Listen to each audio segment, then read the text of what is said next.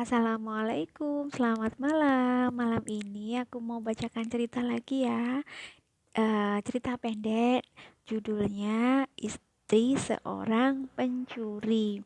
Dikisahkan ada sepasang suami istri di sebuah desa di mana sang suaminya itu seorang pencuri. Tapi sang istri itu tidak pernah tahu kalau suaminya itu seorang pencuri dikarenakan dulunya sang suami itu bukan penduduk desa situ. Suaminya itu dari daerah lain yang datang ke situ dan akhirnya jatuh cinta dan mereka menikah. Nah, 6 bulan pernikahan mereka terjadi sebuah musibah di mana sang suami itu waktu mencuri ketangkap. Nah, dari situlah si istri itu jelas tahu kalau suaminya itu seorang pencuri. Nah, karena mencurinya itu masih bisa ditolerir warga, sang suami itu dilepaskan dengan janji nggak boleh mencuri lagi ya. Nah, si istri bilang pada sang suami, "Abang, jangan lakuin itu lagi ya. Sekarang aku sedang hamil. Bagaimana nasib anak kita kalau abang terus berbuat seperti itu? Kasihan anak kita." Nah, karena sang suami ini sangat mencintai istrinya, dia berjanji kepada istrinya, "Baiklah, Neng, abang akan berjanji, abang akan mencari rezeki halal buat kalian berdua. Maafin abang ya, karena selama ini abang gak jujur padamu." "Iya, Bang."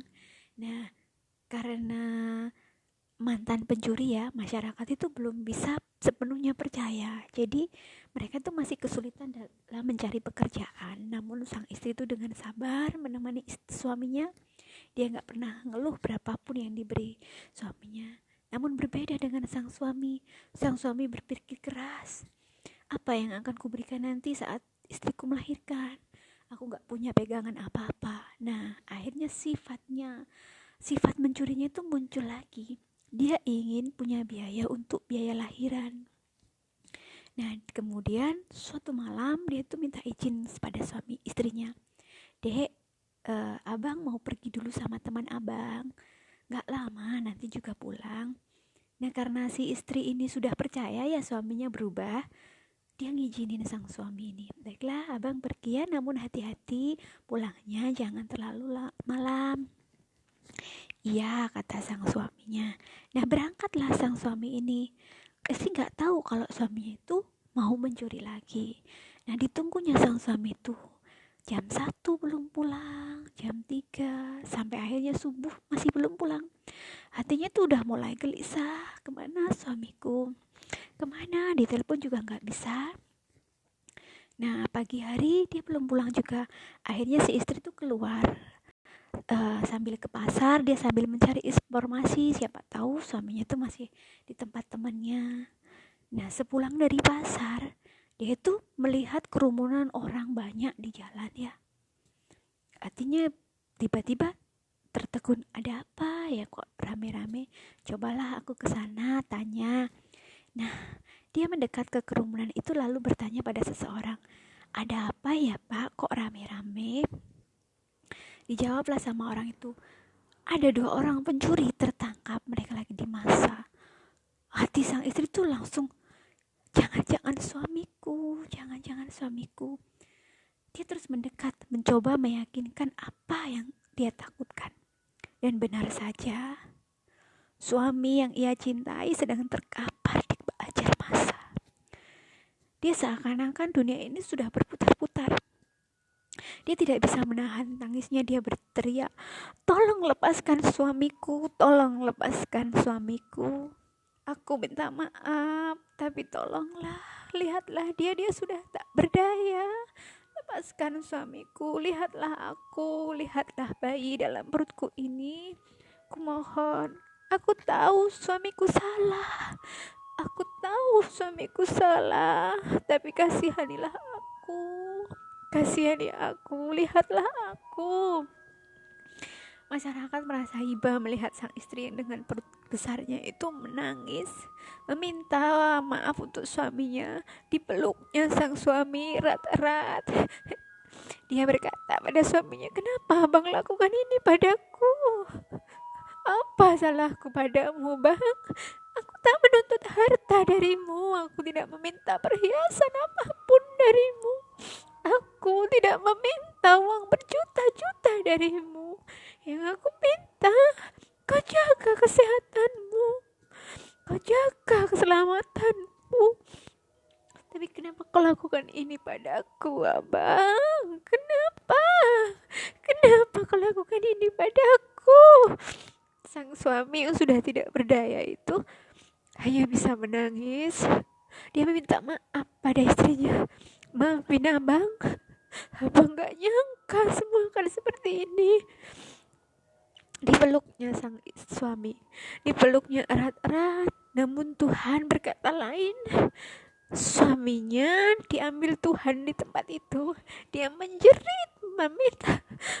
Dia menjerit, dia tak tahu harus marah kepada siapa. Dia bingung, dia harus marah kepada siapa. Suaminya berakhir di pangkuannya demi menafkahinya. Kenapa abang membuatku berasa bersalah? Abang, kenapa abang jahat padaku? Kenapa abang jahat padaku? Dia terus berteriak seperti itu. Aku tidak minta apapun, tapi kenapa? Kenapa kau lakukan ini? Dia terus menangislah. Menangis, dia histeris.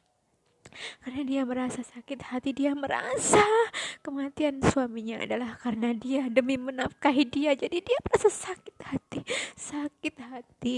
Singkat cerita, sang istri ini melahirkan seorang bayi laki-laki.